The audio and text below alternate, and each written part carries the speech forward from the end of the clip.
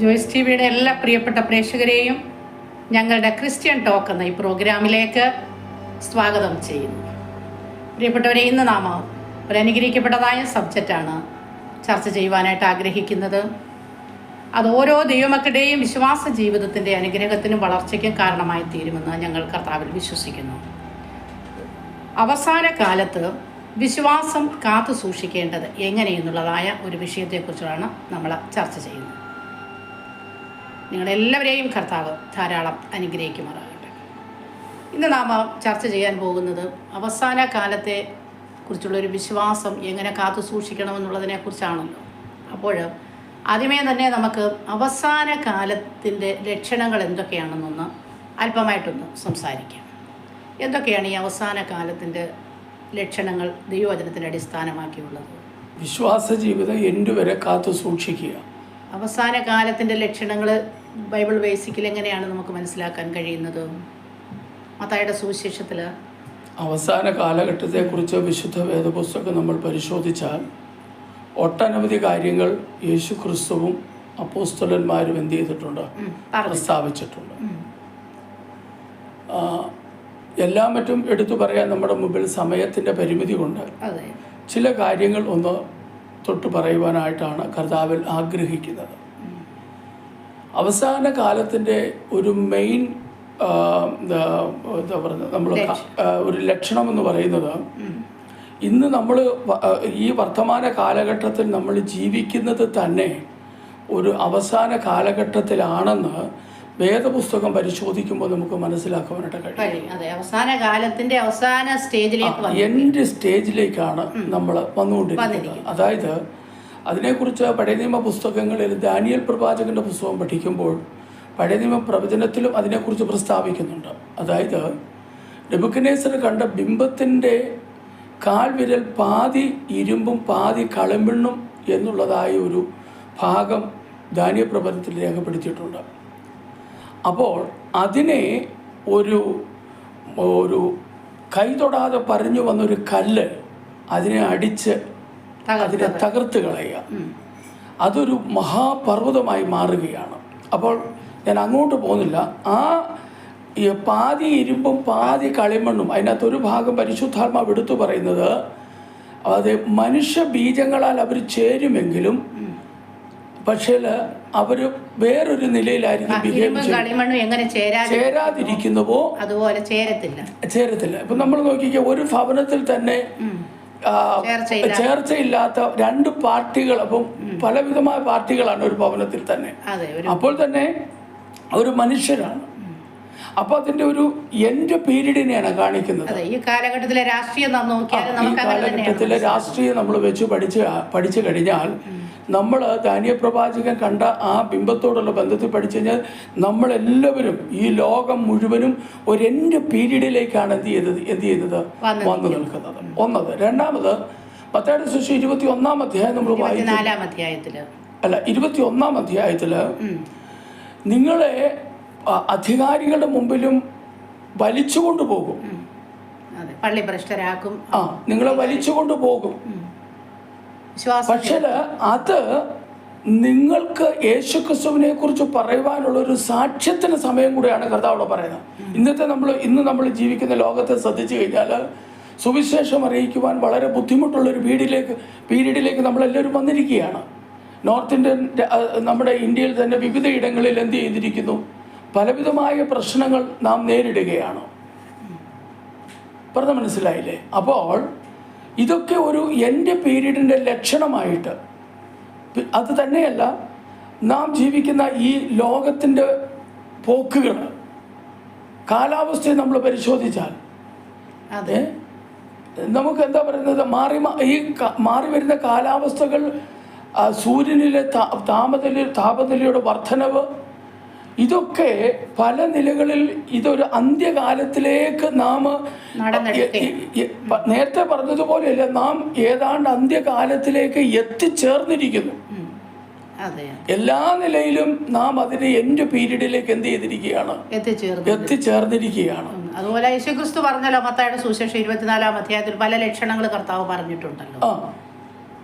അപ്പോൾ കർത്താവ് പറഞ്ഞ യുദ്ധങ്ങളും ക്ഷാമങ്ങളും ഭൂകമ്പങ്ങളും, ഇന്ന് നമ്മൾ എവിടെല്ലാം ഭൂകമ്പങ്ങൾ കേൾക്കുന്നു, യുദ്ധങ്ങൾ കേൾക്കുന്നു, ഇങ്ങനെ അടിക്കടി ഓരോന്നും നാം ഇങ്ങനെ ശ്രദ്ധിച്ചുകൊണ്ടേ ഇരിക്കുകയാണല്ലോ. യുദ്ധങ്ങള്, ക്ഷാമങ്ങള്, ഭൂകമ്പങ്ങള്, പകർച്ചവ്യാധികള് എന്ന് വേണ്ട, നമ്മൾ കേട്ടിട്ടില്ലാത്തതും കണ്ടിട്ടില്ലാത്തതുമായ പലവിധമായ രോഗങ്ങളുടെ രംഗപ്രവേശനങ്ങളും ജാതിയോടും രാജ്യത്തോടും എതിർക്കുകയാണ്. അപ്പോൾ ഈ സംഭവങ്ങളെല്ലാം വെച്ച് നമ്മൾ പഠിച്ചു കഴിഞ്ഞാൽ ഇനി കാലം അധികം മുമ്പോട്ടില്ല. അത് നമ്മളൊരു അന്ത്യകാല പീരീഡിലേക്ക് നമ്മൾ എന്ത് ചെയ്തിരിക്കുകയാണ്, എത്തിച്ചേർന്ന് നിൽക്കുകയാണ്. അതെ, അപ്പോസ്തലനായ പൗലോസും തിമോത്തിയോസിന്റെ ലേഖനത്തിലെ 3-ാം അധ്യായത്തിലെ പല ലേഖനത്തിലേക്ക് വന്നു കഴിഞ്ഞാൽ പൗലോസ് അപ്പോസ്തലൻ തിമോത്തിയോസിന്റെ 2 തിമോത്തിയോസിന്റെ ലേഖനത്തിൽ എഴുതിയിരിക്കുന്ന ഒരുപാട് കാര്യങ്ങൾ അതിനകത്ത് പൗലോസ് അപ്പോസ്തലൻ തിമോത്തിയോസിന്റെ ലേഖനം എഴുതുന്നവരോട് പ്രസ്താവിക്കുന്നുണ്ട്. ആ വാക്യം ഇങ്ങനെയാണ്, നമുക്ക് എല്ലാവർക്കും അറിയാവുന്ന ഒരു വേദഭാഗം. അന്ത്യകാലത്ത് ദുർഘട സമയങ്ങൾ വരുമെന്നും മനുഷ്യർ സ്വസ്നേഹികളും ദ്രവ്യാഗ്രഹികളും വമ്പ് പറയുന്നവരും അഹങ്കാരികളും ദൂഷകന്മാരും അമ്മയപ്പന്മാരെ അനുസരിക്കാത്തവരും നന്ദി കെട്ടവരും അശുദ്ധരും വാത്സല്യമില്ലാത്തവരും ഇണങ്ങാത്തവരും ഏഷണിക്കാരും അജേന്ദ്രന്മാരും ഉഗ്രന്മാരും അങ്ങനെ ഭക്തിയുടെ വേഷം ധരിച്ചതിന്റെ ശക്തിയെ ത്യജിക്കുന്നവരായി മാറും. എറൗണ്ട് 19 കൂട്ടം കാര്യമാണ് അവിടെ പ്രസ്താവിക്കുന്നത്. അതിനകത്ത് നമ്മൾ ഒന്ന് ശ്രദ്ധിച്ചൊന്ന് പഠിച്ചു കഴിഞ്ഞാൽ നോക്കി മനുഷ്യരെല്ലാം സ്വസ്നേഹികളായി മാറുകയാണ്. സ്വന്തം കാര്യം മാത്രം നോക്കുന്ന അനുഭവം, സ്വന്തം കാര്യം മാത്രം. പണ്ടൊക്കെ എന്ന് പറഞ്ഞാൽ ഞാനും എൻ്റെ കുടുംബവും എൻ്റെ അപ്പനും അമ്മയും സഹോദരങ്ങൾ എന്നൊക്കെ ഉള്ളൊരു കാഴ്ചപ്പാട് ഇച്ചിരി മുമ്പ് വരെ ഉണ്ടായിരുന്നു. ഇപ്പോൾ അത് മാറിയിട്ട് ഞാനും എൻ്റെ ഭാര്യ എൻ്റെ മക്കളുമായി.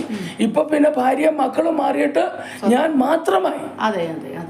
മനുഷ്യർ സ്വസ്നേഹികളാകുക. രണ്ടാമത്, എല്ലാം പറ്റും വിവരിക്കാൻ സമയമില്ലല്ലോ, നമ്മളത് വായിക്കുമ്പോൾ നമുക്ക് മനസ്സിലാക്കാൻ കഴിയുന്നു. ആ സ്വസ്നേഹികളും ദ്രവ്യാഗ്രഹികളും ഏതു വിധത്തിലും എന്ത് ചെയ്യുക, പണമുണ്ടാക്കണം. ഏതു വിധത്തിൽ മറ്റുള്ളവന്റെ പോക്കറ്റിൽ കിടക്കുന്ന പണം ഏതു വിധത്തിലും കൈക്കലാക്കുക എന്നുള്ളതായ ഒരു സ്ഥിതി വിശേഷത്തിലേക്ക് ലോകം വന്നു കഴിഞ്ഞു. പറഞ്ഞു മനസ്സിലായില്ലേ? അങ്ങനെ താട്ടുവയ്ക്ക് അഹങ്കാരികളും ദൂഷകന്മാരും അമ്മയപ്പന്മാരെ അനുസരിക്കാത്തവരും അത് എല്ലാ മേഖലയിലുമുണ്ട്. ഇന്ന് പെന്തക്കോസ്ത് കോളത്തിനകത്ത് തന്നെയല്ല വെളിയിലുമുണ്ട്. എല്ലാ രീതിയിലും ദൂഷകന്മാരും അമ്മയപ്പന്മാരെ അനുസരിക്കാതെ പോകുന്ന എത്ര കുടുംബങ്ങളാണ് നമ്മുടെ ചുറ്റുപാടുകളിൽ നാം കാണുന്നത്. അതുപോലെ തന്നെ നന്ദി കെട്ടവര്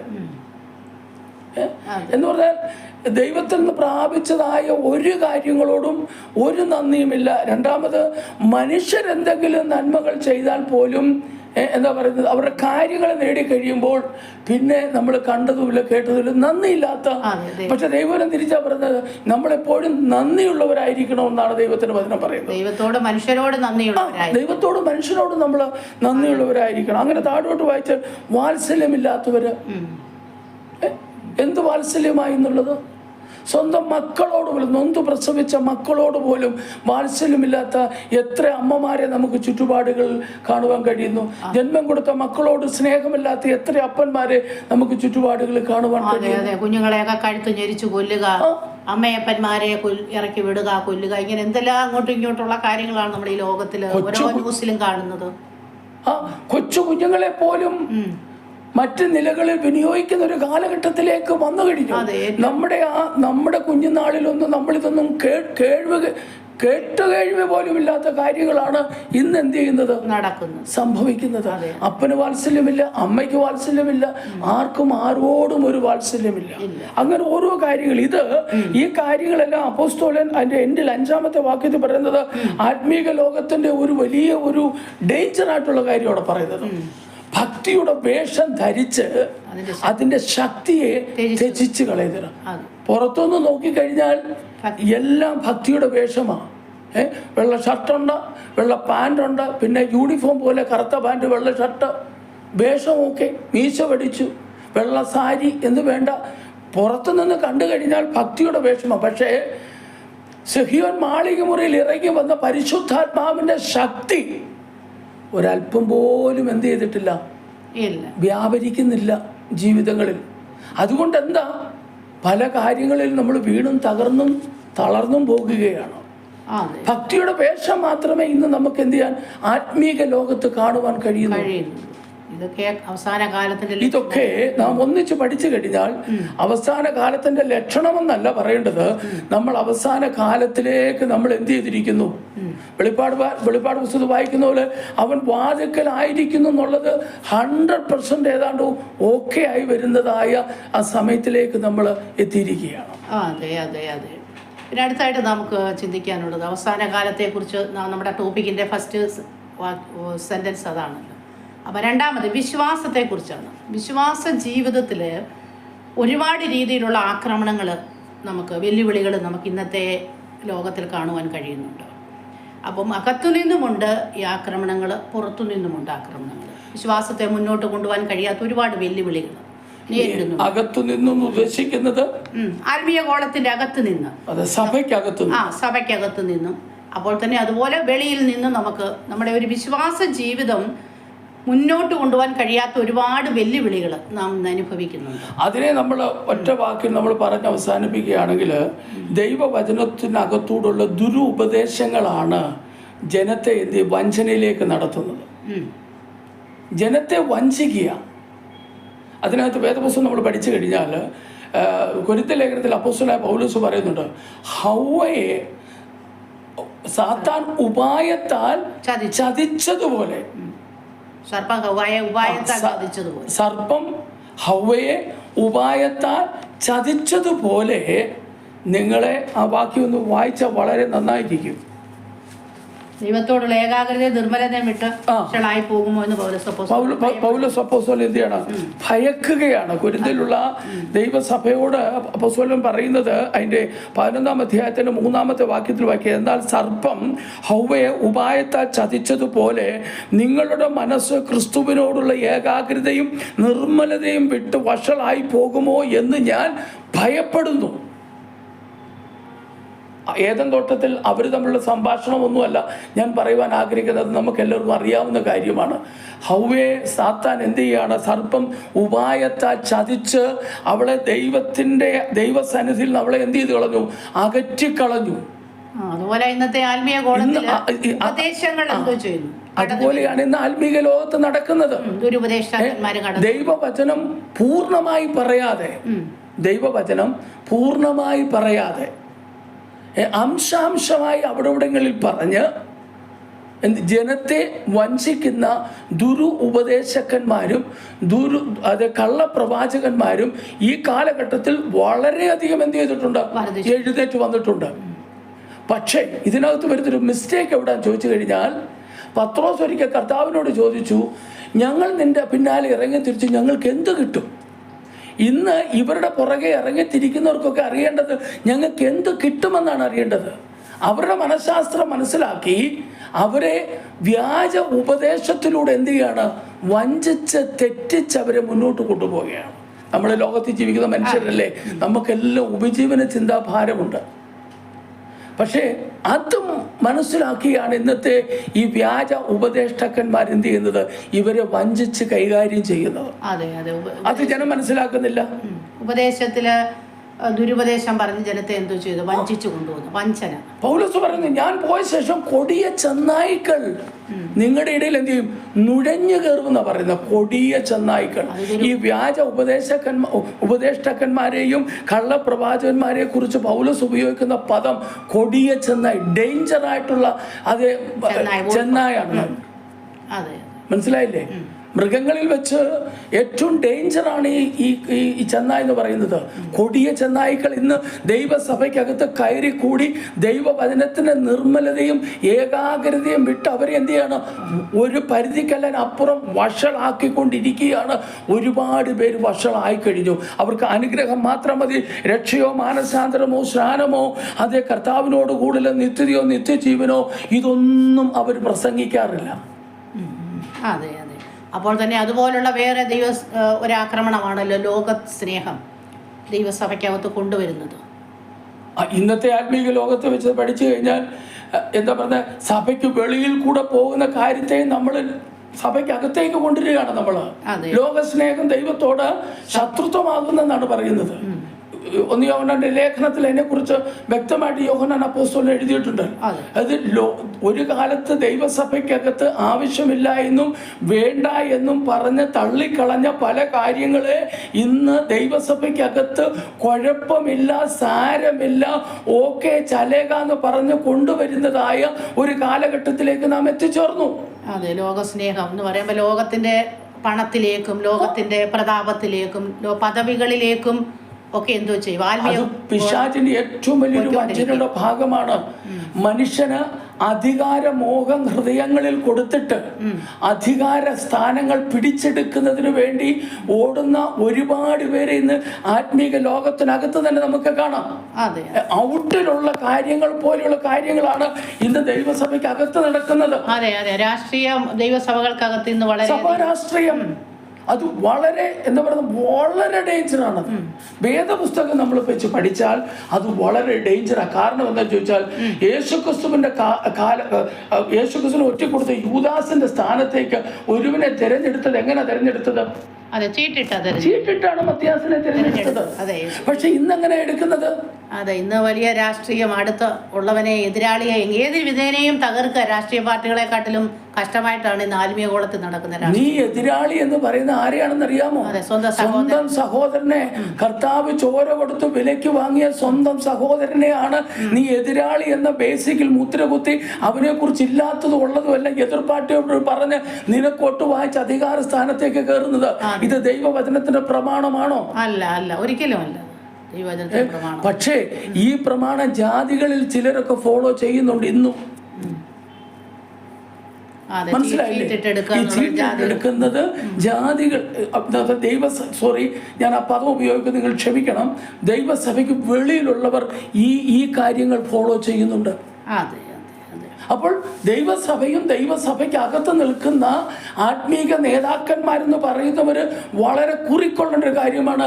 ഞാൻ ദൈവവചന വ്യവസ്ഥയിലാണോ നിൽക്കുന്നത്?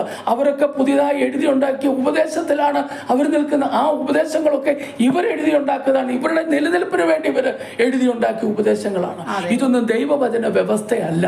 അല്ല അല്ല, കറക്റ്റാണത്.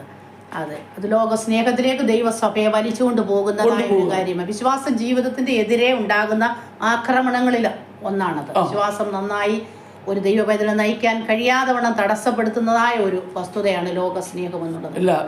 നീ ഒന്ന് ചിന്തിച്ച് നോക്കിയാൽ നമ്മുടെയൊക്കെ കൊച്ചുനാളിലുള്ള നമ്മുടെ പിതാക്കന്മാർ ആ നാളുകളിലൊക്കെ നമ്മൾ വന്നതായ ഒരു ആത്മീകമാകുന്ന അന്തരീക്ഷത്തിലാണോ ഇന്നത്തെ നമ്മുടെ കുഞ്ഞുങ്ങളെ, ഇന്നത്തെ യുവ ചെറുപ്പക്കാരൊക്കെ ഫോളോ ചെയ്യുന്നതല്ല. ആത്മീയ ലോകത്തിനകത്ത് പല കാര്യങ്ങളും കയറി വന്നു കഴിഞ്ഞു. ഇപ്പൊ തന്നെ ഇപ്പം വളരെ ട്രെൻഡായിട്ട് ഓടിക്കൊണ്ടിരിക്കുകയല്ലേ ആഭരണ വിഷയത്തെ കുറിച്ച്. ഞാനതിലേക്ക് പോകാൻ താല്പര്യപ്പെടുന്നില്ല. അത് വേണമെന്നൊരു കൂട്ടര്, വേണ്ടാന്ന് വേറൊരു കൂട്ടർ. അതിൻ്റെ പ്രോബ്ലം വരുന്നത് എവിടെയെന്നറിയാമോ? നിനക്കോ എനിക്കോ അല്ല, നമ്മൾ ഇത്രയും പ്രായമായി, പക്ഷേ നമ്മുടെ പിന്നിൽ വളർന്നു വരുന്ന ഒരു ചെറിയ കൂട്ടമുണ്ട്, തലമുറയുണ്ട്. ആ തലമുറയാണ് ഇത് എഫക്റ്റ് ചെയ്യുന്നത്. അവര് കേൾക്കുമ്പോൾ ഒരാൾ പറയുന്നു കുഴപ്പമില്ലെന്ന് പറയുന്നു, മറ്റൊരാൾ പറയുന്നു കുഴപ്പമാണ്. ഇതിലേതാ സത്യം? അതെ, ദൈവവചനത്തിൽ എന്തോ ചെയ്യുക, കുഞ്ഞുങ്ങൾ ഉറച്ച് അവർക്ക് ടോട്ടലി കൺഫ്യൂഷൻ ആകുകയാണ്. അപ്പൊ അവര് പറയും ഇതൊന്നും അല്ല ശരി, ഇതൊന്നും അല്ല. അവര് പിന്നെ ശരി എന്താ അവർ തിരഞ്ഞെടുക്കുക പിന്നെ അവിടെ. അതെ അതെ, അതുപോലെ തന്നെ വേറൊരു ആക്രമണമാണല്ലോ ഈ പരീക്ഷകളും പരിശോധനകളും വിശ്വാസ ജീവിതത്തിൽ കടന്നു വരുന്നത്. വേദപുസ്തകം നമ്മൾ പഠിച്ച പരീക്ഷകളും പരിശോധനകളും എന്താ പറയുക ഒരു ആക്രമണമാണത്. പക്ഷേ വേദപുസ്തകം നമ്മൾ പഠിച്ചു കഴിഞ്ഞാൽ പരീക്ഷയിൽ വീണുപോയവരുമുണ്ട്, എന്നാൽ പരീക്ഷയിൽ പിടിച്ചു നിന്ന് അക്കരെ നാട്ടിൽ ചെന്നവരുമുണ്ട്. ദൈവവചനം പറയുന്നത് പരീക്ഷ സഹിക്കുന്ന മനുഷ്യൻ ഭാഗ്യവാൻ. പത്രോസിന്റെ ലേഖനത്തിൽ പറയുന്നത് പരീക്ഷ സഹിക്കുന്ന മനുഷ്യൻ ഭാഗ്യവാൻ, അവൻ കൊള്ളാവുന്നവനായി തെളിഞ്ഞ ശേഷം അവൻ ആ ജീവകിരീടം പ്രാപിക്കും എന്നാണ് അവിടെ എഴുതിയിരിക്കുന്നത്. പക്ഷേ നമ്മൾ പരീക്ഷയെ കുറിച്ച് നമ്മൾ ഗൗരവമായിട്ട് പഠിച്ചു കഴിഞ്ഞാല് പരീക്ഷയിലൂടെ കടന്നുപോയി പരീക്ഷയിലൂടെ കടന്നുപോയതാണ് യോബിനെ നമ്മൾ പഠിച്ചാല്. യോബ് പരീക്ഷയിലൂടെ കടന്നുപോയ ഒരു ദൈവദാസനാണ്. പക്ഷെ ആ പരീക്ഷയിൽ യോബ് തകർന്നു പോയില്ല. പൂർവാധികം ശക്തിപ്പെട്ട് ഇയ്യോബ് എന്ത് ചെയ്യണം? മടങ്ങി വരികയാണ് ചെയ്തത് ഇയ്യോബ്. പറഞ്ഞു മനസ്സിലായില്ലേ?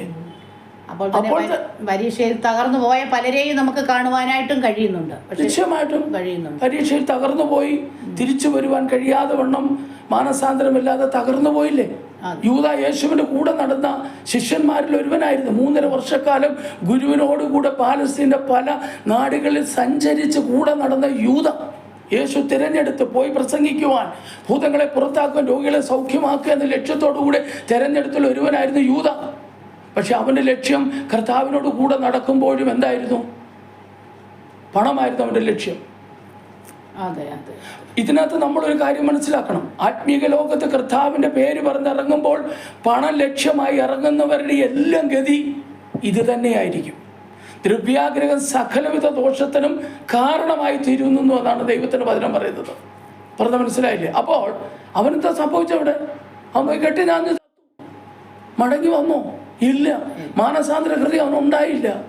അവൻ മടങ്ങി വന്നിരുന്നെങ്കിൽ ഒരുപക്ഷെ കർത്താവ് അവനെ എന്ത് ചെയ്യുമായിരുന്നു? സ്വീകരിക്കുമായിരുന്നു. തീർച്ചയായിട്ടും കർത്താവ് സ്വീകരിച്ചു. ക്യോങ്കി തള്ളിപ്പറഞ്ഞ പത്രോസ് മടങ്ങി വന്നപ്പോൾ അവന് ചെയ്തതിനെ കുറിച്ച് വളരെ ദുഃഖത്തോട് അവിടെ പറയുന്ന അതിദുഃഖത്തോടു കൂടി കരഞ്ഞപ്പോൾ കർത്താവ് അവനെ തിരിച്ചു ചേർത്തു. അതെ, അതുകൊണ്ട് പരീക്ഷകൾ ജീവിതത്തിൽ കടന്നു വരും. അതൊരു വിശ്വാസ ജീവിതത്തിൻ്റെ ഒരു ആക്രമണമാണ്. അപ്പോൾ പരീക്ഷയെ ജയിച്ച് യോബിനെ പോലെ പരീക്ഷയെ ജയിച്ച് യോബ് തന്നെ പറയുന്നുണ്ട്, തൻ്റെ ജീവിതത്തിൽ ഞാൻ ദേഹത്തിൽ ഒരുപാട് കഷ്ടങ്ങൾ അനുഭവിച്ചെങ്കിലും ഞാൻ ദേഹസഹിതനായി എൻ്റെ കർത്താവിനെ. ദേഹത്തിൽ ഒരുപാട് കഷ്ടം സഹിച്ചു എന്ന് പറയുമ്പോൾ ഒരു മനുഷ്യനും അനുഭവിക്കാത്ത കഷ്ടമാണ് യോ അനുഭവിച്ചത്. അത് നമ്മൾ അതിനെക്കുറിച്ച് പറഞ്ഞതുകൊണ്ട് ഞാൻ അതിലേക്ക് കിടക്കുന്നില്ല. പക്ഷെ അതിനകത്തൊരു ഇമ്പോർട്ടൻ്റ് ഒരു കാര്യമുണ്ട്. അപ്പോസ്തലൻ പൗലോസ് പറയുന്നുണ്ട്, ഞാൻ നല്ല പോർ പൊരുതി ഓട്ടം തിരിച്ച് വിശ്വാസം കാത്തു. തൻ്റെ ജീവിതത്തിൽ ഒരുപാട് വേദനയുടെ അനുഭവങ്ങൾ കടന്നു വന്നു. അതെ അതെ അതെ. അപ്പോൾ അതുപോലെ വേറൊരു ഇതാണ് ആക്രമണമാണ് ആത്മീയ മടുപ്പെന്ന് പറയുന്നത്. വിശ്വാസ ജീവിതത്തെ തകർത്ത് കളയുന്ന ഒരു കാര്യമാണ് ആത്മീയ മടുപ്പ്. ആത്മീയ മടുപ്പിനെ കുറിച്ച് പറഞ്ഞാൽ അത് സിമ്പിളായിട്ട് നമുക്ക് പറയാവുന്ന കാര്യമേ ഉള്ളൂ. 10 കന്യകമാരുടെ ചരിത്രം. അതെ അതെ അതെ, 10 കന്യകമാരുടെ കാരണം അവര് 10 പേര് ഒന്നിച്ചിറങ്ങിയതാ. പക്ഷേ മണവാളം വരുന്നു എന്ന് കണ്ട് താമസിച്ചപ്പോൾ അവരെന്ത് ചെയ്തു? 5 പേര് മയക്കത്തിലായി. അവര് മയക്കത്തിലായി. ഇന്ന് ദൈവസഭ, ആത്മീക ദൈവസഭ ഇന്ന് മയക്കത്തിലായിരിക്കുക. എല്ലാവരുമല്ല, ഒരു മയക്കത്തിലേക്ക് ദൈവസഭ മാറിക്കഴിഞ്ഞു. അവർക്കൊരു ആത്മീക മടുപ്പ്, ഇന്നലെ വരെ ചെയ്തു വന്നതും കണ്ടുവന്നതും കേട്ടു വന്നതുമായ കാര്യങ്ങൾ കൂടെ കാണുകയും കേൾക്കുകയും ചെയ്യുമ്പോൾ അവർക്കൊരു മടുപ്പും മന്ദതയും ഉണ്ടാകുകയാണ്. പക്ഷെ അപ്പോസ്തലൻ പൗലോസ് റോമാക്കാർക്ക് പറയുന്നത് ഉത്സാഹത്തിൽ മടുപ്പില്ലാതെ ആത്മാവിൽ എരിവുള്ളവരായി കർത്താവിനെ സേവിപ്പാനാണ് പറയുന്നത്. അപ്പോൾ അവരുടെ പോലെ നമുക്ക് ആത്മീക മടുപ്പ് ഉണ്ടാകരുത്. ദൈവം വരുന്നു എന്നുള്ള എന്താ പറയുന്നത് ചിന്ത ഉണ്ട്. പക്ഷേ കർത്താവ് വരുവാൻ ലേറ്റ് ആകുന്നത് എന്താണെന്ന് ചോദിച്ചാൽ, കർത്താവ് വരുവാൻ എന്തുകൊണ്ടാണ് ലേറ്റ് ആകുന്നത് ചോദിച്ചാൽ, ഇന്ന് നമ്മളെ ഈ ടോക്ക് ഷോയിലൂടെ ആരെങ്കിലും കേൾക്കുന്നുവെങ്കിൽ അവർ മനസ്സിലാക്കണം, നീ യഥാർത്ഥമായിട്ടും ജീവനുള്ള ദൈവത്തെ അറിയാത്ത വ്യക്തിയാണെങ്കിൽ, നീ ജീവനുള്ള ദൈവത്തെ അറിയുവാനാണ് കർത്താവ് ഇന്നും എന്ത് ചെയ്യുന്നത്? താമസിക്കുന്നത്. നീ ഇന്ന് ദൈവവചനം കേട്ടാൽ, യേശുവിനെ രക്ഷിതാവും ദൈവമായി സ്വീകരിച്ചാൽ, ദൈവം ചിലപ്പോൾ ഇന്ന് വരും. അതെ അതെ, യേശു അനേകരെ കർത്താവിനെ അറിയണം. അതുപോലെ തന്നെ ആത്മീയ ഗോളത്തിനൊരു വലിയ ഒരു ചേഞ്ച് ഉണ്ടാകണം. ഇതൊക്കെയാണ് കർത്താവ് എന്തോ ചെയ്യുന്നത്, ആഗ്രഹിക്കുന്നത്. അതുകൊണ്ടാണ് കർത്താവ് എന്തോ ചെയ്യുന്നത്, വരാനായിട്ട് ലേറ്റ് ആകുന്നത്. അപ്പം നമ്മൾ ആത്മീയവരായിട്ട് മുന്നോട്ട് യാത്ര ചെയ്യും. ലേറ്റ് ആകുമ്പോൾ നമുക്കൊരു മടുപ്പ് വരാൻ പാടില്ല. അതെ. ഈ വിശുദ്ധ വേദപുസ്തകം നാം പരിശോധിച്ചാൽ, വിശുദ്ധ വേദപുസ്തകത്തിൽ വീണുപോയ പലരുടെയും കാര്യങ്ങളെക്കുറിച്ചും പറയുന്നുണ്ട്. അതോടൊപ്പം തന്നെ ആത്മീക ജീവിതത്തിൽ ജയിച്ചവരെ കുറിച്ചും പറയുന്നുണ്ട്. അതാണ് ബൈബിളിൻ്റെ ഒരു പ്രത്യേകതയാണ്. നെഗറ്റീവും പോസിറ്റീവും ഒരുപോലെ എന്തോ ചെയ്യുന്നതാണ്, തുറന്ന് കാണിക്കും. തെറ്റുകളും നല്ല കാര്യങ്ങളും എല്ലാം തുറന്ന് കാണിക്കുന്ന ഒരു പുസ്തകമാണ് ബൈബിൾ എന്ന് പറയുന്നത്. അപ്പം വിശ്വാസ ജീവിതത്തിലേക്ക് മുന്നേറി കടന്നുപോയ ആരൊക്കെയാണ് നമുക്കൊന്ന് ചിന്തിച്ചാലോ? ഒരുപാട് പേരുണ്ട്, എങ്കിലും 2-3 പേരെക്കുറിച്ച് നമുക്കൊന്ന് ചിന്തിച്ചാലോ? നോഹയെ കുറിച്ചൊന്ന് ചിന്തിച്ചാൽ, 2-3 പേരെ കുറിച്ച് ചിന്തിക്കാൻ നമ്മുടെ മുമ്പിൽ സമയത്തിന്റെ പരിമിതിയുണ്ട്. നീ പറഞ്ഞതുപോലെ നോഹ അന്നത്തെ ആ കാലഘട്ടത്തിൽ ദൈവത്തിന്റെ വലിയ ന്യായവിധിയുടെ കരം വരുന്നു എന്ന് പ്രസംഗിച്ചു. ദുഷ്ടന്മാരും ഒരുപാട് അധർമ്മികളും അന്നത്തെ കാലഘട്ടത്തെ കുറിച്ച് വേദപുസ്തകം പ്രസ്താവിക്കുന്നുണ്ട്.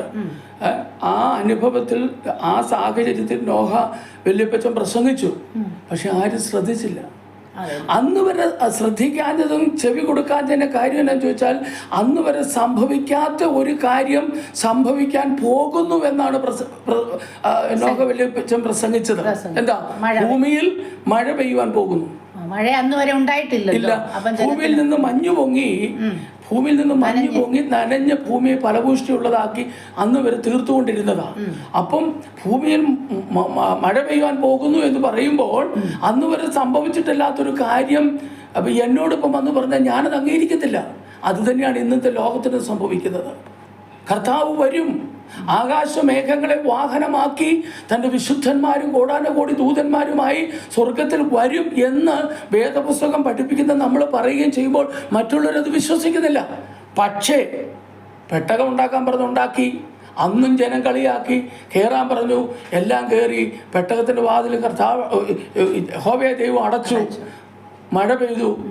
പിന്നീടുള്ള കാര്യങ്ങൾ നമുക്കറിയാം. അതെ, നോഹ ഒരു വലിയൊരു കൂട്ടം, ലോകം മുഴുവനും നോഹയെ എതിർത്തിട്ടും നോഹ എന്തുവാ ദൈവത്തിന്റെ വാക്കിനെ അനുസരിച്ച് ദൈവത്തിന്റെ വാക്കിന് വേണ്ടി നിലകൊണ്ട മനുഷ്യനാണ്. അതുപോലെ വിശുദ്ധ വേദപുസ്തകത്തിൽ പഴയ നിയമത്തിലും പുതിയ നിയമത്തിലും ഒരുപാട് ഭക്തന്മാരെ കുറിച്ച്, കർത്താവിന്റെ നാമത്തിന് വേണ്ടി നിലനിന്നവരെ കുറിച്ച് നമുക്ക് കാണുവാൻ കഴിയുന്നത്. ദാനിയേല്, അബ്രഹാം, പൗലോസ്, ശിഷ്യന്മാരെ എല്ലാം ഒരുപാട് പേര് അങ്ങനെ കർത്താവിന് വേണ്ടി വിശ്വാസം കാത്ത് നിലകൊണ്ടവരാണ്. അത് ഞാൻ നേരത്തെ പറഞ്ഞല്ലോ. അപ്പം പഴയ നിയമത്തിലെ ഒരു ഭക്തനാണ് നോഹ എന്ന് പറയുന്നത്. അപ്പൊ പുതിയ നിയമത്തിലേക്ക് വന്നു കഴിഞ്ഞാൽ അപ്പോസ്തലനായ പൗലോസ്, പത്രോസ്, ശിഷ്യന്മാരിൽ ഓൾമോസ്റ്റ് എല്ലാവരും കഷ്ടങ്ങൾ ഒരുപാട് ശിഷ്യന്മാരുടെ ജീവിതത്തിൽ അനുഭവിക്കാനിടയായി തീർന്നു. അവരാരും ഒരു സാധാരണ മരണം പോലും അല്ല വഹിച്ചത്, അപ്പോസ്തലനായ യോഹന്നാൻ ഒഴികെ. ബാക്കി എല്ലാവരും ഒരു രക്തസാക്ഷി മരണം. അപ്പം കഷ്ടതകൾ ഒരുപാട് അവര് അനുഭവിച്ചവരാണ്. അപ്പൊ അവര് കർത്താവിന് വേണ്ടി അവരുടെ വിശ്വാസം കാത്തെന്തോ ചെയ്തു. പൗലോസ് പറയുന്നത് നേരത്തെ ഓർപ്പിച്ചല്ലോ, നമ്മള് വിഷയം സംസാരിച്ച് ഓർപ്പിച്ചല്ലോ, വിശ്വാസം കാത്തു. വിശ്വാസത്തെ തുടങ്ങുന്നതിലല്ല കാര്യം. വിശ്വാസം തുടങ്ങാൻ ഒരു പ്രസംഗം കേട്ട് കഴിഞ്ഞാൽ, ഒരു ട്രാക്ട് വായിച്ചു കഴിഞ്ഞാൽ നമുക്ക് ചിലപ്പോൾ ഞാനങ്ങ് വിശ്വസിച്ചെന്ന് വരും. പക്ഷെ ആ വിശ്വാസത്തിൽ അന്ത്യം വരെയും നിൽക്കുന്നതിലാണ് കാര്യം. വെളിപ്പാട് പുസ്തകം പറയുന്ന മരണപര്യന്തം വിശ്വസ്തനായിരിക്കണം, വിശ്വാസത്തിൽ വിശ്വസ്തത പുലർത്തണം. എങ്കിൽ മാത്രമേ നമുക്ക് ജീവകിരീടം പ്രാപിക്കത്തുള്ളൂ. അപ്പോസ്തലൻ പൗലോസിന് ലോകപ്രകാരം ഒരുപാട് കാര്യങ്ങൾ തനിക്കുണ്ടായിരുന്നു. പക്ഷെ താൻ കർത്താവിന് വേണ്ടി അനുഭവിച്ച കഷ്ടങ്ങൾ, കല്ലേറ്, അടി, അതേ കപ്പൽ ഛേദം എന്ന് വേണ്ട പട്ടിണി, അതേ സഹോദരന്മാരുള്ള ആപത്ത്, കടലിലെ ആപത്ത്, കാട്ടിലെ ആപത്ത് എന്ന് വേണ്ട താൻ അനുഭവിക്കാത്ത, താൻ കടന്നു പോകാത്ത ഒരു മേഖലയുമില്ല. പക്ഷെ അവിടെയെല്ലാം താൻ വിശ്വാസത്തിന് വേണ്ടി എന്ത് ചെയ്തു? ശക്തമായിട്ട് അതേ നിലകൊണ്ട്. അതാണ് ആ വാക്യത്തിന്റെ സ്റ്റാർട്ടിങ് പറഞ്ഞത്, ഞാൻ നല്ല പോർ പൊരുതി എന്നാണ് പറയുന്നത്. ഓട്ടം തികച്ചു, വിശ്വാസം കാത്തു. ഇനി നീതിയുടെ കിരീടം എനിക്കായി വെച്ചിരിക്കുന്നു.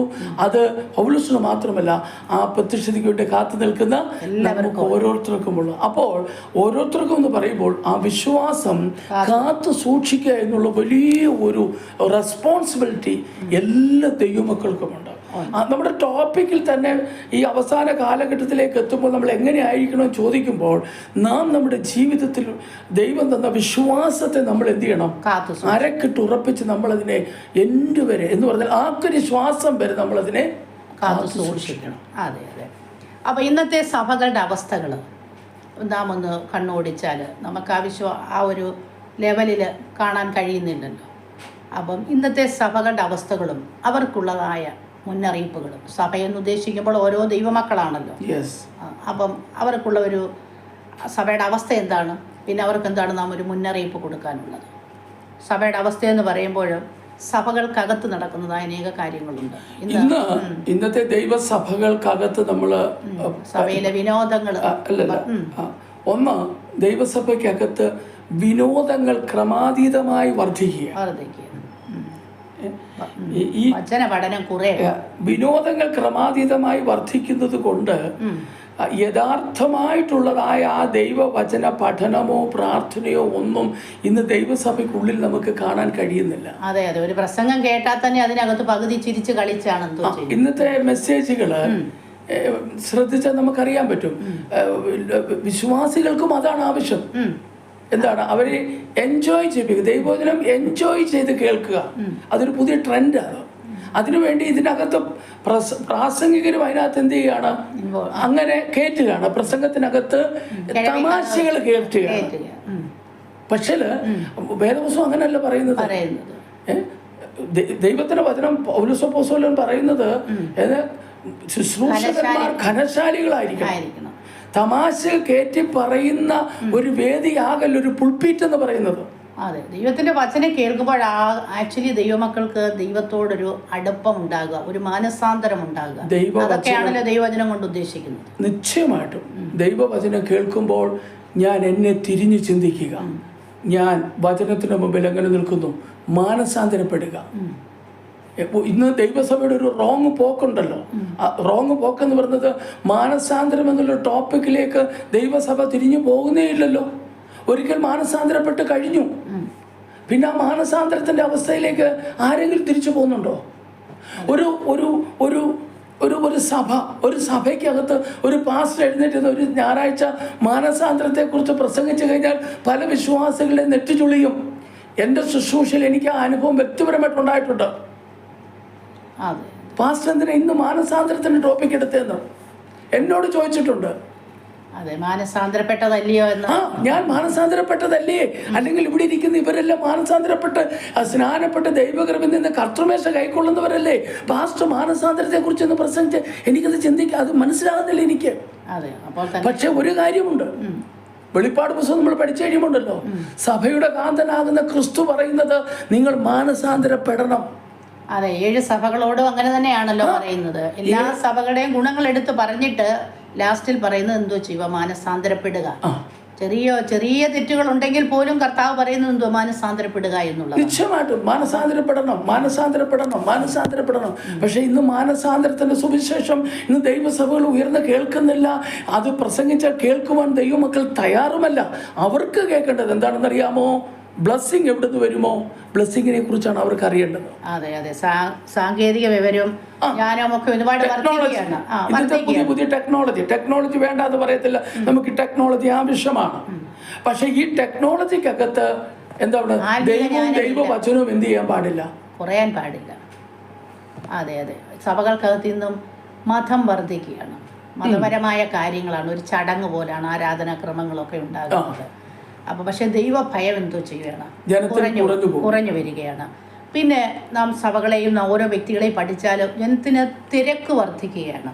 അപ്പോൾ തന്നെ പ്രാർത്ഥനാ ജീവിതം എന്തോ ചെയ്യുകയാണ്, കുറഞ്ഞു പോവുകയാണ്. മനുഷ്യൻ ജോലി വേല എന്ന് പറഞ്ഞ് കൂടുതലായി അതിനെ മുൻപ് സ്ഥാനം കൊടുത്ത് നിൽക്കുമ്പോൾ പ്രാർത്ഥന എന്തോ ചെയ്യുന്നു, കുറഞ്ഞ് പോകുന്നു. അത് വ്യക്തിപരമായിട്ട് നമുക്കറിയാവുന്ന കാര്യമാണ്. നമ്മൾ പലരെയും നമ്മൾ എന്താ പറയുക സമീപിക്കുമ്പോൾ അവരെല്ലാം പറയുന്നത് ഭയങ്കര തിരക്കാന്നാണ് പറയുന്നത്. ഭയങ്കര തിരക്കാന്ന് പറയുന്നത്. പക്ഷെ ഈ തിരക്ക് നമ്മളെ പല വിപത്തിലേക്കാണ് കൊണ്ട് ചാടിക്കുന്നത്. അതെ, നമ്മുടെ ആത്മീക ജീവിതത്തെ തകർത്ത് കളയുന്ന തിരക്കുകൾ നമുക്കുണ്ടാകാൻ പാടില്ല. നമ്മളെ തിരക്ക്, മനുഷ്യരാണ്, തിരക്കുകളും കാര്യങ്ങളും ഒക്കെ ഉണ്ടാകും. പക്ഷേ നമ്മുടെ ആത്മീക ജീവിതം നമ്മൾ എന്തോ ചെയ്യണം, കീപ്പ് ചെയ്ത് മുന്നോട്ട് ബാലൻസ് ആയിട്ട് എന്തോ ചെയ്യണം, അത് കൊണ്ടുപോകണം. ഇന്ന് ഒരുപാട് പ്രസംഗങ്ങൾ എന്തോ ചെയ്യുന്നുണ്ട്, നമുക്ക് കേൾക്കാൻ കഴിയുന്നുണ്ട്. പക്ഷേ പ്രസംഗിക്കുന്നതിനൊത്തവണ്ണം ഒരു അനുസരണം എന്തുവാ വ്യക്തി ജീവിതങ്ങളിലോ കാണാൻ എന്തോ ചെയ്യുന്നു. ഇന്നത്തെ ഈ എന്താ പറയുക, ഈ നമ്മുടെ മൊബൈലിൻ്റെയും യൂട്യൂബിൻ്റെയും ഒക്കെ വളരെ എന്താ പറയുക, വളരെ വിപുലമായ നിലകളിലല്ലേ കാര്യങ്ങൾ മുന്നോട്ട് പോയിക്കൊണ്ടിരിക്കുന്നത്. അപ്പോൾ ഇതിനകത്ത് നമുക്ക് ഇഷ്ടമുള്ളവരുടെ പ്രസംഗം നമുക്ക് ഇഷ്ടമുള്ള പോലെ നമുക്ക് കേൾക്കാൻ പറ്റും. പക്ഷേ ഈ ദൈവവചനം ഞാൻ കേൾക്കുന്നു, സത്യത്തിലുണ്ടല്ലോ ഇന്നത്തെ ദൈവസഭകൾക്ക് വിശ്വാസികൾക്ക് പറ്റുന്ന ഏറ്റവും വലിയൊരു മിസ്റ്റേക്ക് എവിടെയാണെന്ന് ചോദിച്ചാൽ, ഞാൻ പ്രസംഗം കേൾക്കുന്ന എൻ്റെ ആത്മീക വർധനവിനോ ദൈവത്തോടുള്ള പ്രതിബദ്ധത വർദ്ധിക്കാനോ അല്ല. ഞാൻ കേട്ടിട്ട് ആ പ്രസംഗത്തിന് ഞാൻ മാർക്കിടുക, ആ പ്രസംഗത്തെ ഞാൻ ക്രിറ്റിസിസം ചെയ്യുകയാണ്.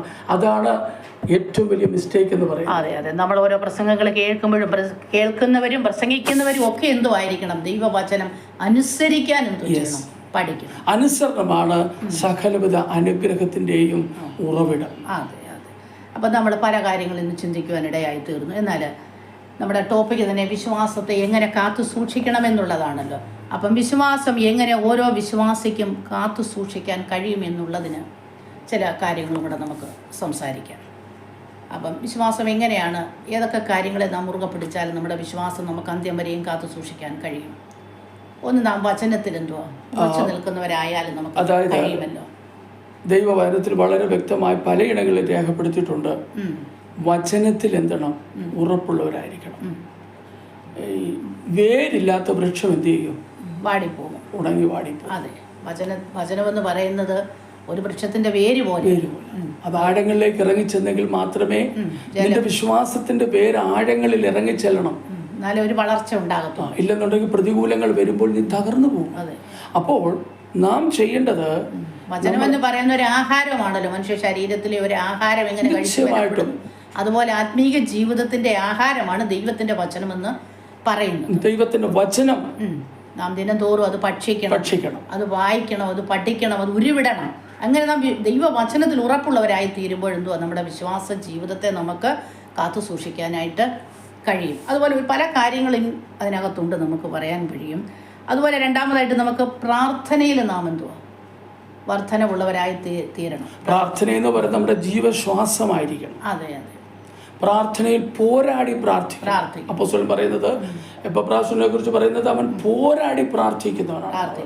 അതെ, പ്രാർത്ഥനാ ജീവിതം ഇല്ല എങ്കിൽ നമുക്ക് ദൈവത്തോട് വാസ്തവമായിട്ട് അടുക്കാൻ കഴിയത്തില്ല. നമ്മുടെ വിശ്വാസത്തിൽ നമുക്ക് വളർച്ച പ്രാപിക്കാനും കഴിയത്തില്ല. അതുപോലെ നാം പരിശുദ്ധാത്മാവിനാൽ എന്തോ ചെയ്യണം? പരിശുദ്ധാത്മാവിലുള്ള ഒരു ജീവിതം നാം എന്ത് ചെയ്യണം? പരിശുദ്ധാത്മാവിനാൽ നാം നടത്തപ്പെടണം. ഈ പരിശുദ്ധാത്മാവിനാൽ നടത്തപ്പെടും എന്ന് പറയുമ്പോൾ അവിടെ ഇങ്ങനെ ഒരു വാക്യം നമുക്ക് വേദപുസ്തകത്തിൽ കാണാൻ കഴിയുന്നു.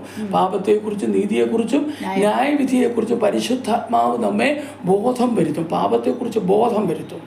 അപ്പം പാപത്തെക്കുറിച്ച് ബോധം വരുത്തുമ്പോൾ, നീതിയെക്കുറിച്ച് പരിശുദ്ധാത്മാവ് ബോധം വരുത്തുമ്പോൾ, ദൈവവചനത്തിൽ നടക്കുവാൻ ഈ പരിശുദ്ധാത്മാവിൽ നാം പ്രേരിതമായി തീരും. അതെ അതെ, ജഡത്തിന്റെ പ്രവൃത്തികളെ ജയിക്കാനുള്ള ഒരു കൃപ ഈ പരിശുദ്ധാത്മാവ് നമുക്ക് നൽകി തരും.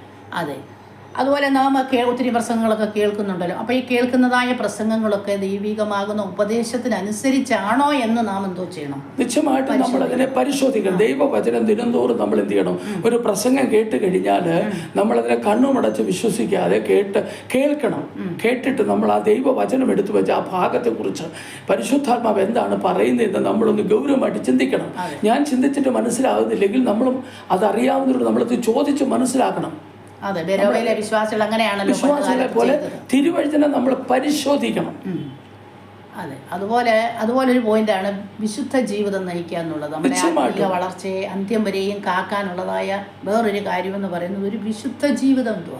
ഒരു ദൈവ പൈതൽ നയിക്കണം. എല്ലാ മേഖലയിലും ഒരു വിശുദ്ധ ജീവിതം. കർത്താവ് പറയുന്നത്, ഞാൻ വിശുദ്ധനായിരിക്കുന്നത് പോലെ നിങ്ങളും എന്തായിരിക്കണം? വിശുദ്ധരായിരിക്കണം. വാക്കിലും നടപ്പിലും ചിന്തയിലും പല മേഖലയിലുണ്ട്. വിശുദ്ധി എന്ന് പറയുമ്പോൾ നമുക്കിടയിൽ ഒരു തെറ്റായ തെറ്റിദ്ധാരണയുണ്ട്. വിശുദ്ധി എന്ന് പറയുമ്പോൾ നമ്മൾ ചില കാര്യങ്ങൾക്ക് മാത്രമേ വിശുദ്ധിയുടെ ആ ഒരു ഇത് വെക്കാറുള്ളൂ. പക്ഷെ വിശുദ്ധി അത് നമ്മുടെ പ്രവൃത്തിയിൽ വേണം, നമ്മുടെ വാക്കിൽ വേണം, നമ്മുടെ സ്വഭാവത്തിൽ വേണം, നമ്മുടെ കൊടുക്കവാങ്ങലിൽ വേണം. എനിക്ക് തോന്നുന്ന പരമപ്രധാനമായ ഒരു വിശുദ്ധി വേണ്ടത് നമ്മുടെ ബന്ധങ്ങളിൽ നമ്മൾ വിശുദ്ധി കാത്തു സൂക്ഷിക്കണം. ഇന്ന് ബന്ധങ്ങളിൽ വിശുദ്ധി ഇല്ലാത്തത് കൊണ്ടാണ് പല കുടുംബങ്ങളും തകർന്നു പോകുന്നത്. തീർച്ചയായിട്ടും ഡൈവേഴ്സിന്റെ വക്ക് വരെ എത്തുന്നത് എന്തുകൊണ്ടാണെന്ന് ചോദിച്ചു കഴിഞ്ഞാൽ ബന്ധങ്ങളിൽ വിശുദ്ധിയില്ല. അപ്പോൾ വിശുദ്ധി എന്ന് പറയുമ്പോൾ നമ്മൾ അതിനെ ഒരു ചെറിയ ഒരു എന്താ പറയുക, ഒരു ടോപ്പിക് നമുക്കറിയാം. എന്താ വിശുദ്ധി? ചീത്ത അതൊന്നും പാടില്ല. അത് അങ്ങനല്ല.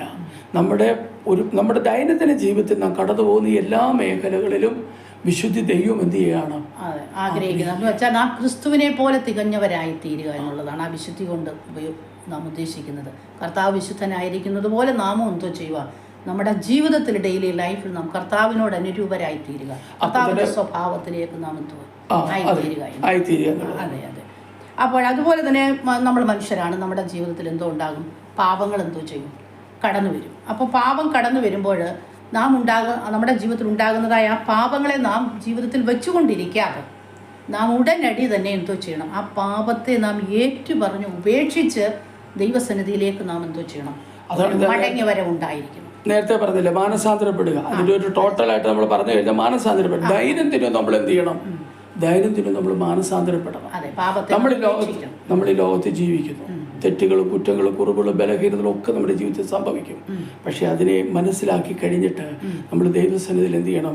നെടുമ്പാട് വീട് നമ്മൾ കരഞ്ഞ് ദൈവത്തോട് നാം എന്ത് ചെയ്യണം? ക്ഷമ ചോദിച്ച് ദൈനംദിനം നമ്മൾ മാനസാന്തരപ്പെട്ട് നമ്മൾ ജീവിക്കണം. ദൈവം അതാണ് ദൈവത്തോട് മാത്രമല്ല, ദൈവത്തോട് മനുഷ്യനോട്. ഇന്ന് പലപ്പോഴും ചിലത് ദൈവത്തോട് മാത്രമാണ്, മനുഷ്യനോട് ചെയ്യുന്നത് മനുഷ്യനോട് എന്തുവാ ദൈവവചനം പറയുന്നുണ്ട്, രണ്ടുപേര് തമ്മിൽ കോപിച്ചാൽ എന്തോ സൂര്യൻ അസ്തമിക്കുന്നതിന് മുന്നേ എന്തോ ചെയ്യണം? ആ കോപം മാറ്റിക്കളയണം. പിന്നെ അസ്തമിക്കാൻ പോലും എന്തോ ചെയ്യരുത്, അനുവദിക്കരുത്. അതിന് മുന്നേ ആ വ്യക്തിയോട് നാം ചെന്ന് എന്തോ ചെയ്യണം? നിരപ്പ് പ്രാപിക്കണം.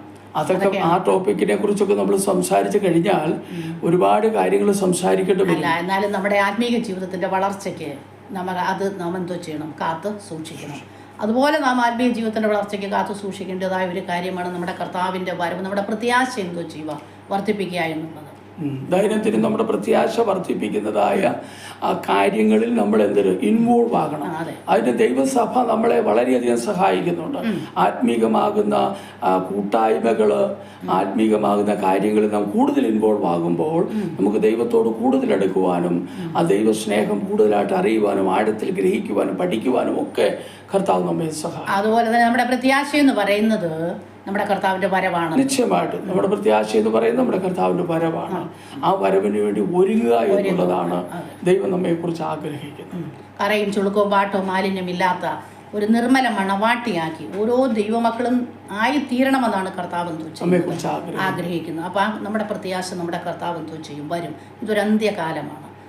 വിശ്വാസത്തിൽ തണുത്തു പോകുന്ന ഒരുപാട് അനുഭവങ്ങൾ ജീവിതത്തിൽ എന്തോ ചെയ്യും? കടന്നു വരും. എന്നാൽ ഈ അന്ത്യകാലത്ത് നമ്മുടെ പ്രത്യാശ വർദ്ധിച്ചുകൊണ്ട് നമുക്കെന്തോ മുന്നോട്ട് യാത്ര ചെയ്യുക. ഇപ്പം നമ്മൾ ഒരുപാട് കാര്യങ്ങൾ നാം സംസാരിക്കുവാനിടയായി തീർന്നു. അപ്പോൾ ആ കാര്യങ്ങളൊക്കെ എന്തോ എല്ലാ ദൈവമക്കളുടെയും ജീവിതത്തിൽ വളരെയധികം അനുഗ്രഹമായി തീരണം. കർത്താവ് അതിനായി എല്ലാ ദൈവമക്കളെയും സഹായിക്കട്ടെ. പ്രിയപ്പെട്ട ദൈവമക്കളെയും, നിങ്ങൾ കേട്ടതായ കാര്യങ്ങളൊക്കെ നിങ്ങളുടെ ആത്മീക ജീവിതത്തിൽ വളർച്ചയ്ക്കത് മുഖാന്തരമായി തീരട്ടെ. എല്ലാ കാര്യങ്ങളും നമ്മുടെ ജീവിതത്തിൽ, പ്രായോഗിക ജീവിതത്തിൽ നമുക്ക് കൊണ്ടുവരാൻ കഴിയാത്ത വശങ്ങളുണ്ടെങ്കിൽ അത് എവിടെയൊക്കെയാണ് നമ്മൾ ക്ഷീണിച്ചും മന്ദീഭവിച്ചും തകർന്നും ഒക്കെ ഇരിക്കുന്നതെന്ന് വെച്ചാൽ ആ അവസ്ഥകളിൽ നിന്ന് നമുക്കൊരു മടങ്ങി വരവ്, ഒരു മാനസാന്തരം നമുക്കുണ്ടാകാം.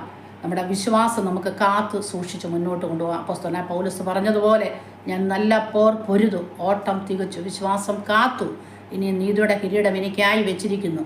ആ അന്ത്യം വരെയും വിശ്വാസം കാക്കാനായിട്ടാണ് ഉള്ള പല കാര്യങ്ങളാണ് നാം വിശുദ്ധ വേദപുസ്തകത്തിൽ നിന്ന് സംസാരിക്കാനിടയായി തീർന്നത്. അത് നാം ശ്രദ്ധിച്ച് കേൾക്കുക. ആ പ്രകാരം നമ്മുടെ ക്രിസ്തീയ ജീവിതം മുന്നോട്ട് നയിക്കുക. കർത്താവ് നമ്മെ എല്ലാവരെയും ധാരാളം അനുഗ്രഹിക്കുമാറാകട്ടെ. ദൈവത്തിൻ്റെ വചനം പറയുന്നു, വെളിപ്പാട് പുസ്തകം 3-ാം അധ്യായത്തിൻ്റെ 11-ാം വാക്യത്തിൽ ഇങ്ങനെ പറയുന്നു, ഞാൻ വേഗം വരുന്നു, നിന്റെ കിരീടം ആരും എടുക്കാതിരിപ്പാൻ നിനക്കുള്ളത് പിടിച്ചുകൊള്ളുക. നമുക്ക് ഓരോരുത്തർക്കും കർത്താവ് ഓരോ കിരീടം ഒരുക്കിയിട്ടുണ്ട്. അത് വേറെ ആരും എടുത്തുകൊണ്ട് പോകാതെ നമുക്കുള്ളത് നമുക്ക് പിടിക്കാം. ദൈവവചനപ്രകാരം നാം അറിഞ്ഞതായ വിശ്വാസം അന്ത്യം വരെയും കാത്ത് സൂക്ഷിച്ചുകൊണ്ട് നമുക്ക് മുന്നോട്ട് യാത്ര ചെയ്യാം. അതിനായി കർത്താവ് എല്ലാ പ്രിയപ്പെട്ടവരെയും സഹായിക്കട്ടെ.